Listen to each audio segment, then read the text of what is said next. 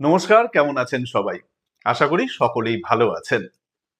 যেমনটা আমি আপনাদের গত ভিডিওতে বলেছিলাম যে হিস্টোরিক্যাল প্লেস নিয়ে পরের ভিডিও আসবে। নিন, চলে এসেছি সেই ভিডিও নিয়ে আজ আপনাদের কাছে। এই ভিডিওটি দিল্লির এমন একটা হিস্টোরিক্যাল প্লেসকে নিয়ে, যেটা ৩৭০ বছর বাদে পাবলিকের জন্য খুলে দেওয়া হয়েছে এবং যে জায়গাটির এখনকার রূপ দেখার পর সাধারণভাবে মনে হবে এটি আতিপাতি কোনো একটা জায়গা। কেন বলছি? কারণ একটা সময় এই এলাকাটা পুরোটাই ছিল একেবারে নদী, একটা নদী ছিল। তো সেই নদীর মাঝখানে ছিল এই হিস্টোরিক্যাল প্লেসটি। ৩৭০ বছর পর কেন খোলা হলো, কি ব্যাপার, কি বৃত্তান্ত? তো আপনাদের জানিয়ে রাখবো যে যখন দিল্লিতে কেজরিওয়াল সরকার ছিল সেই সময় এই জায়গাটি একটি পার্কের রূপ দেওয়ার চেষ্টা করা হচ্ছিল এবং এখন যে রূপটা সেটা একটা বিশাল পার্ক। প্রায় ৯-১০ বছর ধরে কাজ চলে এই পার্কটি তৈরি করার জন্য এবং ভেতরটা গেলে আপনার এই জন্যই ভালো লাগবে যে পার্কটি বেশ সুন্দর, মানে খোলামেলা, প্রচুর গাছ রয়েছে, আপনি মর্নিং ওয়াক, ইভিনিং ওয়াক এসব করতেই পারেন। বাচ্চারা খেলাধুলা করে, অনেক বয়স্ক মহিলা পুরুষ এখানে এসে বসেন, একটু গল্প করেন, বলা যেতে পারে একটা গেট টুগেদার বা মিট আপ হতে পারে। খাবার জিনিসপত্র এর ভিতরে সাধারণত অ্যালাউ নয়, তো বাকি সময় আপনি এখানে স্পেন্ড করতে পারেন এবং ভিতরে কিছু ফ্রি হ্যান্ড জিম যারা ভালোবাসেন তাদের জন্য কিছু ব্যবস্থা রয়েছে। তো এটা হচ্ছে বর্তমান অবস্থাটা এবং আরেকটা পার্ট যেটা ৩৭০ বছর পর খুলে দেওয়া হয়েছে পাবলিকের জন্য, সেইখানে কি রয়েছে? সেখানে অ্যাকচুয়ালি রয়েছে অনেক কিছু, কিন্তু কিছুই নেই। কেন বলছি? দেখুন ছবি। এই জায়গাটি হচ্ছে শীষ মহল।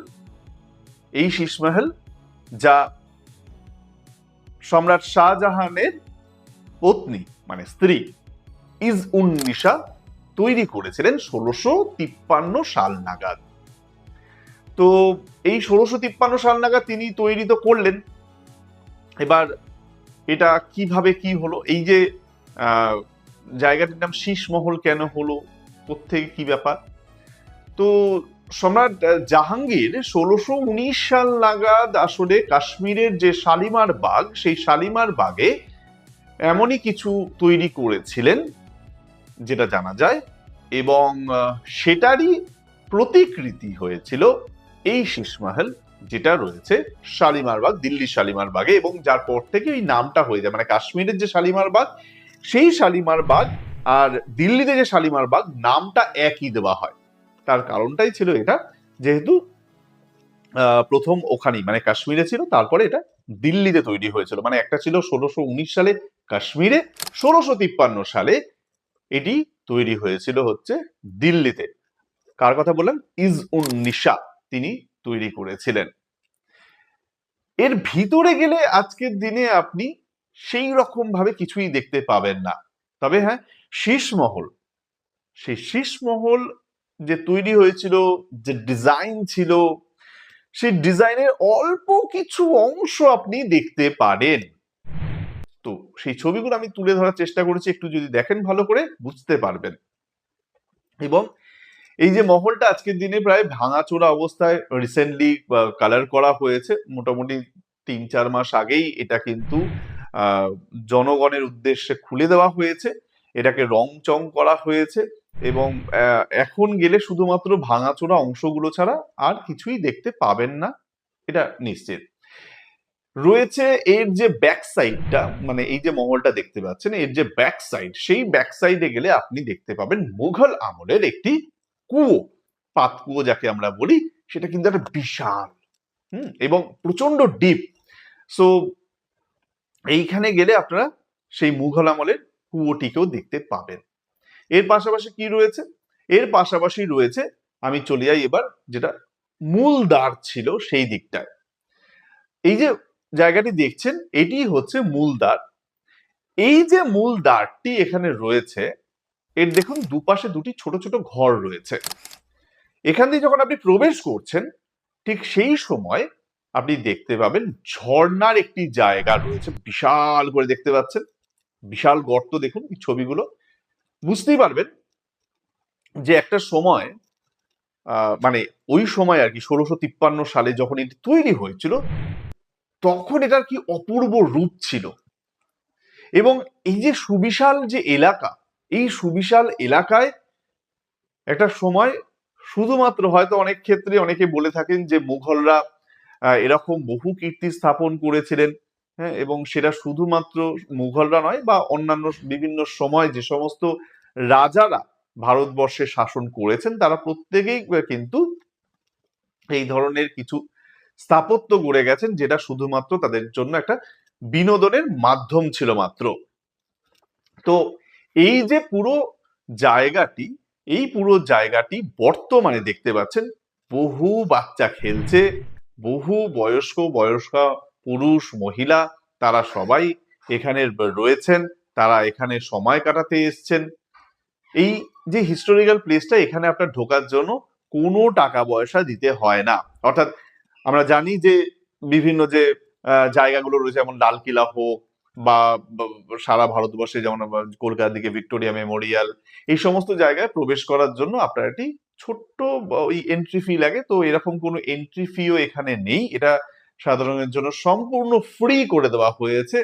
এবং এই জায়গাটিতে ঢুকলে এইটুকু আমি বুঝতে পেরেছিলাম যখন আমি গেছিলাম যে এই জায়গাটিতে শুধুমাত্র বিকেলবেলা আপনি আসুন, আপনার পরিবার আত্মীয় বন্ধু বান্ধব এদেরকে নিয়ে তাদের সঙ্গে একটু সময় কাটান, তারপরে এখান থেকে চলে যান, দ্যাটস ইট। এর বাইরে কিন্তু কিছু নেই। কিন্তু জায়গাটি বেশ দূরে এবং এমন একটি জায়গায় যেখানে যেতে গেলে আমি জানি না আপনারা কোথা থেকে আসবেন না আসবেন, তবে মোটামুটি 2টো বা 3টে মেট্রো আপনাকে চেঞ্জ করতে হতে পারে। সুতরাং যখন আপনারা ঘুরতে আসবেন, যদি আপনাদের মনে হয় যে দিল্লি বা উত্তরপ্রদেশ হরিয়ানা এইসবের বাইরে থেকে আসছেন, তাহলে একটু জেনে বুঝে যাবেন কোথা থেকে কিভাবে যেতে হচ্ছে আপনাকে। শালিমার বাগ একটি মেট্রো স্টেশন রয়েছে, সেই মেট্রো স্টেশন থেকে নেমে আপনাকে একটি অটো বা টোটো করে নিতে হবে। আপনাকে বলতে হবে যে শালিমার বাগ যে পার্ক রয়েছে বা শীষ মহল রয়েছে সেখানে আপনাকে পৌঁছে দিতে। মাথায় রাখবেন পুরো এলাকাটির নাম কিন্তু হচ্ছে শালিমার বাগ পার্ক উদ্যান। এই উদ্যানের ভিতর দিয়ে আপনাকে প্রবেশ করে কিছুটা হেঁটে গেলে আপনি এই শীষ মহলটি পাবেন। সুতরাং মাথায় রাখবেন যারা অটো বা টোটোওয়ালা তাদেরকে একটু সামনে নিতে হবে, তাদেরকে বোঝাতে হবে আমি পার্কে যাব, তারপরে কাজটা আপনি পার্কের ভিতরে ঢুকলেই ইজিলি আপনি পেয়ে যাবেন যে মহলটা এক্স্যাক্টলি কোথায় ছিল।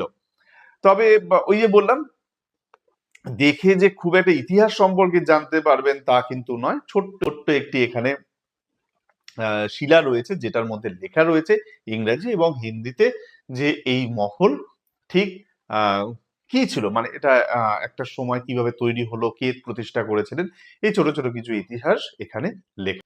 এর আগেও মোটামুটি আমি এই ধরনের হিস্টোরিক্যাল প্লেস নিয়ে বা কন্টেন্ট বানিয়েছি এবং বেশিরভাগ ক্ষেত্রেই কিন্তু আমাকে হতাশ হতে হয়েছে সেই সমস্ত জায়গায় গিয়ে।